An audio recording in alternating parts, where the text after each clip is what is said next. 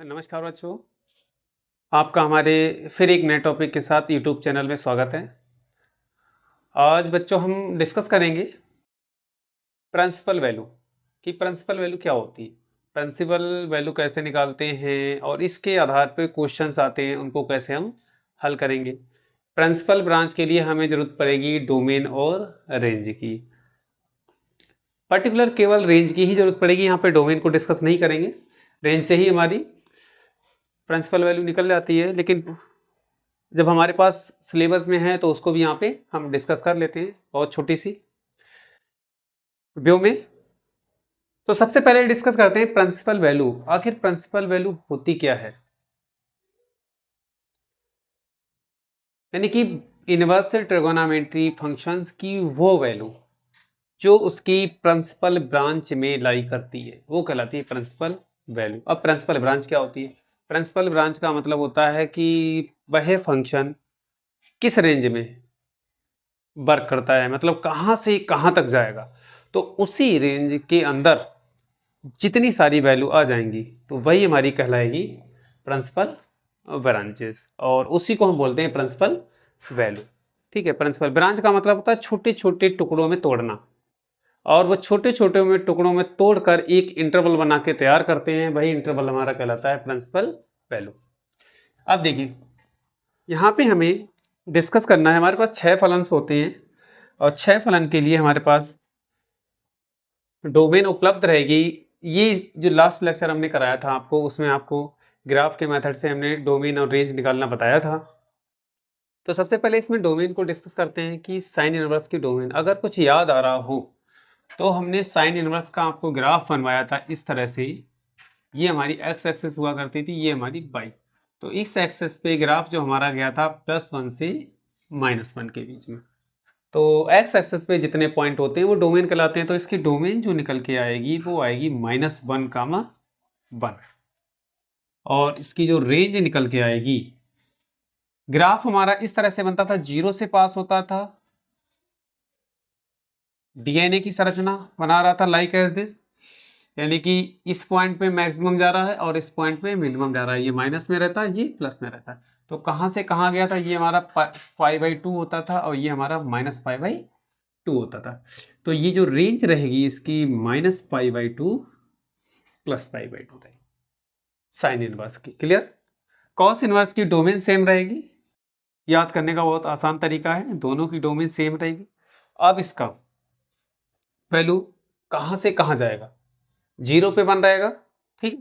तो इसलिए सबसे कम 0, उसके बाद पाई। 0 और पाई के बीच में इसका ग्राफ एक सिमेट्री में रहता है, तो इसीलिए इसकी रेंज होगी वो 0 से पाई हो जाएगी। अब बात करते हैं कॉसिक इनवर्स एक्स का। कॉसिक इनवर्स एक्स का, इसको समझने के लिए एक छोटा सा कॉन्सेप्ट आपको बता रहे हैं, कभी भूलेंगे नहीं। जैसे हमारे पास साइन 0 का मान कितना होता है? 0 होता है, और अगर यही मान हम कॉसिक 0 का निकालें तो 1/0 इसका उल्टा करना पड़ेगा, तो वो हमारा कैसा हो जाएगा? नॉट डिफाइंड हो जाएगा। यानी कि जितनी भी साइन की वैल्यू आएगी वो कॉसिक के इंटर में लाई नहीं करेगी, तो उसी वैल्यू को हमें क्या काम कर देना? माइनस कर देना है। कहाँ से? रियल नंबर्स में से। यानी कि रियल नंबर्स में से यही वैल्यू को ओपन इंटरवल के साथ में माइनस कर देना। ओपन इंटरवल इसलिए लगाया क्योंकि -1 और +1 के बीच की जितनी वैल्यू हो उनको माइनस करना पड़ेगा। इस पे और इस पे तो हमारी डोमेन आ रही है ना, ठीक है। अब हम बात करते हैं कॉसिक इनवर्स की। साइन की रेंज क्या होती है? -π/2 से +π/2। फंक्शन कहाँ पे नॉट डिफाइंड होता है? 0 पर, ठीक है। 0 पे फंक्शन नॉट डिफाइंड होता है, इस वजह से हम क्या काम करेंगे? कॉसिक इनवर्स में से 0 को माइनस कर दें, ठीक है। साइन की रेंज में से 0 को माइनस कर दें। ऐसे सेक की सेम रहेगी, रियल नंबर में से इसी को माइनस कर देंगे, -1, 1। रेंज हमारे पास दे रखी है 0 से पाई।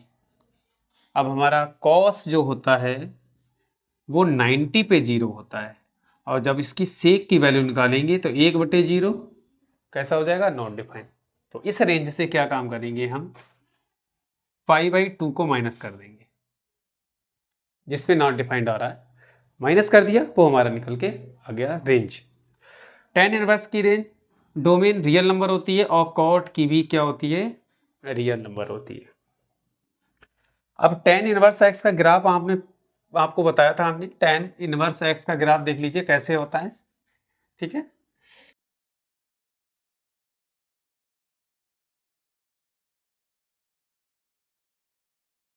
जीरो, पाई/2,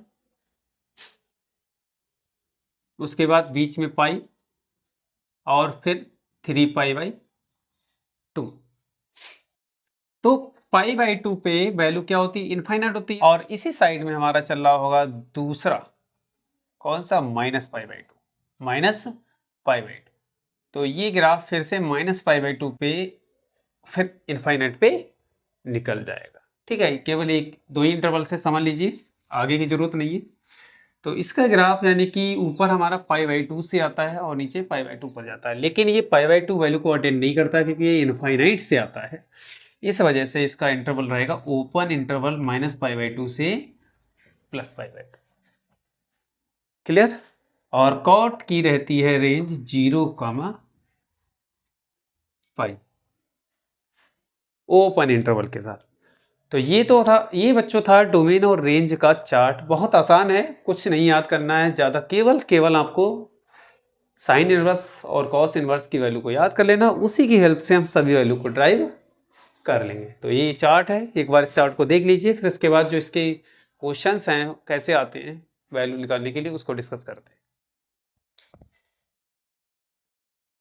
देखिए हमारे पास एग्जांपल है, फाइंड प्रिंसिपल वैल्यू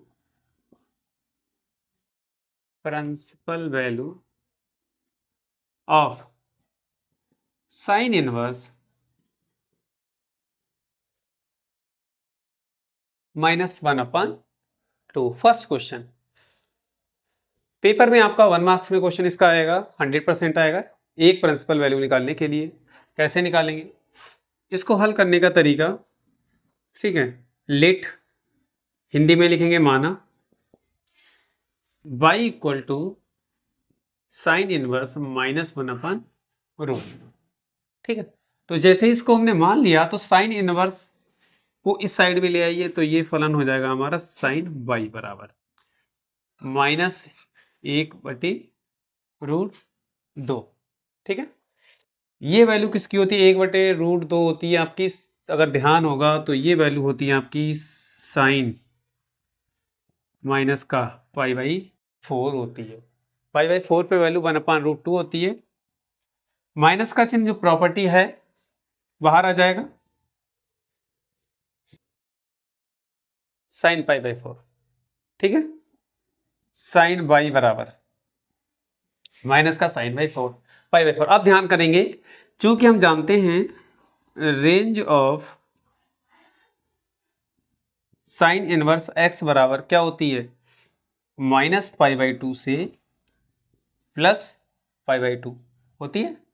अब -π/2 से +π/2 होती है, π/4 और आ रहा है तो इसके बीच में आएगा। अब जब इसके बीच में आएगा तो ये वैल्यू इसमें क्या हो रही है, एग्जिस्ट कर रही है, तो यही इसकी क्या कहलाएगी, प्रिंसिपल ब्रांच। यहाँ दोनों साइडों में साइन को छोड़ देंगे, y इक्वल टू हमारे पास आ जाएगा माइनस का π/4। ये सही तरीका है क्वेश्चन को हल करने का। वैसे तो आप डायरेक्ट भी कर सकते हैं। दूसरा क्वेश्चन हमारे पास एग्जाम्पल रहेगा, example number 2, find principal value of cot inverse -√3। Procedure वही रहेगा, let y equal to cot inverse -√3, cot y बराबर माइनस का √3 और ये वैल्यू हो जाएगी हमारे पास कॉट माइनस का π/3। 60 की वैल्यू होती है तो उसे लिख सकते हैं।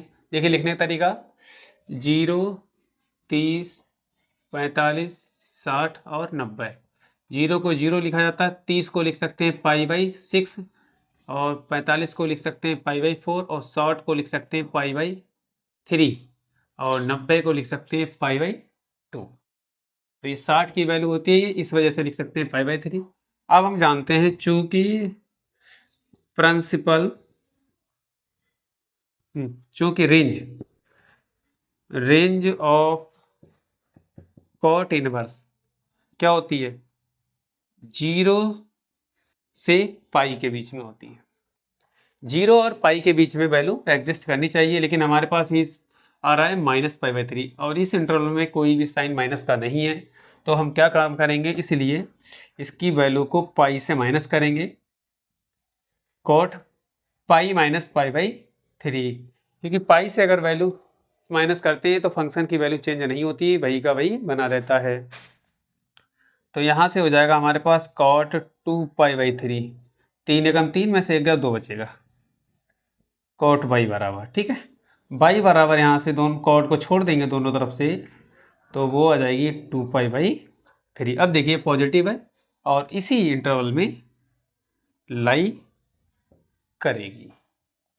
चेक कर लो, अगर चेक करना है 2 गुणा 180/3 छक 18 6 दूनी 20, कितना हो गया? 120 हो गया। 0 पाई का मान कितना होता है? 180, अब इसका 0 और 180 के बीच में 120 आ रहा है। अब 120 आ रहा है तो इसका मतलब है हमारा आंसर सही है। तो ये तो बच्चों था प्रिंसिपल वैल्यू निकालने का बहुत सिंपल और आसान मेथड। इस बेस पे बहुत सारे क्वेश्चंस हैं जो आप अगली वीडियो में डिस्कस करेंगे। आज के लिए इतना ही। अगर वीडियो पसंद आई तो लाइक कीजिए, हमारे चैनल को सब्सक्राइब कीजिए और अधिक से अधिक बच्चों को शेयर कीजिए। Thanks for watching this video and have a nice day.